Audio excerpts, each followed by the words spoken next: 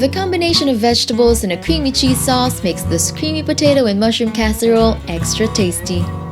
Learn how to make it with the help of this video, brought to you by recipes.net.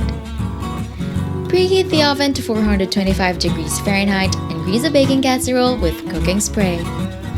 Spread the boiled potatoes on the bottom of the baking dish, then place over the mushrooms and green onions. Season it with salt and ground black pepper. In a medium-sized bowl, add the unsalted butter, cream cheese, cheddar cheese, and cream of mushroom soup. Mix until thoroughly blended. Pour it on top of the potato mixture and spread evenly. Then, bake for about 30 minutes until bubbly and hot throughout.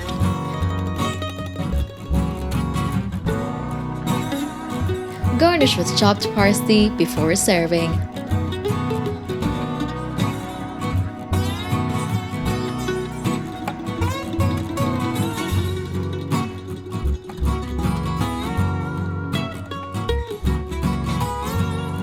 Don't forget to hit like, subscribe, and turn on that notification bell to catch more easy and tasty dishes to try at home.